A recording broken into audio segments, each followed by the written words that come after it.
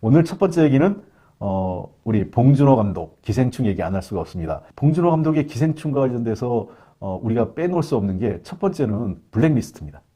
잘 아시겠지만 박근혜 정부 시절에 블랙리스트가 있었죠. 문화예술계 쪽에 블랙리스트를 작성을 해서 문화예술계 쪽에 지원도 끊고 정부와 관련된 사업에서 배제하고 이런 이 문화예술에 대한 그 관리를 했었는데, 바로 이 블랙리스트의 감독과 배우가 봉준호와 송강호입니다. 봉준호 감독은 사실은 그 괴물이라는 영화를 해서 반미주의자로 사실은 블랙리스트 관리가 됐던 겁니다.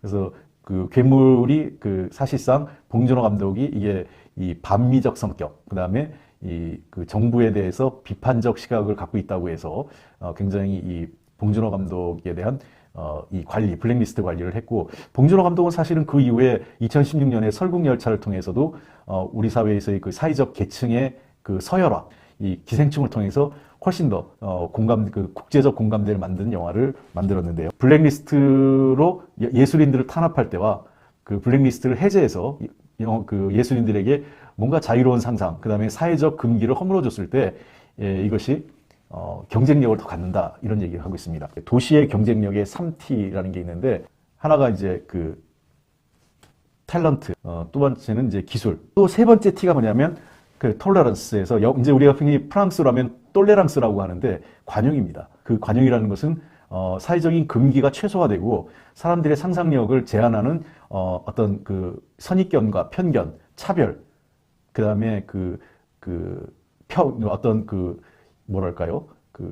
이 특정 계층에 대한 어떤 폄훼, 비하, 이런 것들이 최소화된 사회가 미래지향적인 그 경쟁력을 가진 도시의 경쟁력을 좌우한다는 겁니다. 제가 이 얘기를 왜 하냐면 바로 그 자유한국당이 끊임없이 어떤 사회적 그 차별과 적대의식을 만드는 정치를 계속 하고 있다는 거죠. 과거에 남북 화해협력 시대를 막기 위해서 대북 적대의식, 반북 이데올로기, 색깔론 등으로 해서 끊임없이 누군가를 적대시했고, 매우 나쁜 보수의 형태인데요. 나쁜 보수가 뭐냐면 적대 세력을 늘 만들어내서 그 적대 세력에 따른 불안감과 공포를 통해서 자기의 지지층을 만들고 자기의 정치적 이 위상을 강화시키려고 하는 아주 나쁜 정치를 했다는 것이 저는 생각합니다. 그것이 바로 사회에서 이런 관용 없는 사회를 만들려고 하는 가장 나쁜 정치의 전형적인 특징이 아닐까 생각을 합니다.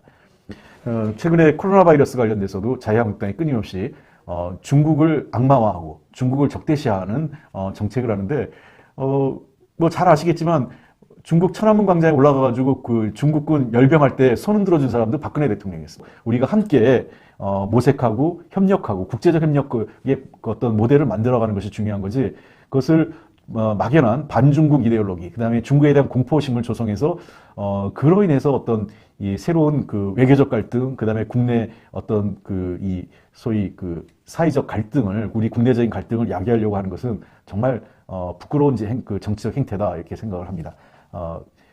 저는 묻고 싶어요. 자유한국당과 일부 언론에서 얘기하는 게, 과연 우리 한국이 중국과 적대시해서 또 더 나가서 과거 92년도 이전에 한중 관계가 외교적 관계 없는 단절 상태로 가는 것을 당신들 원하는지. 이미 한국과 중국 관계는 뗄래야 뗄 수 없는 관계가 됐어요. 원튼 원치 않든 간에. 국가는 정책을 결정할 때 국민의 안전, 건강, 생명보호, 이거 굉장히 중요한 가치입니다. 거기에 한국 경제와 산업을 어떻게 성장하고 발전시키는가 같이 고민해야 되고, 또 외교적 문제를 어떻게 해야 될 건가 하는 문제를 종합적으로 판단해야 되는 겁니다.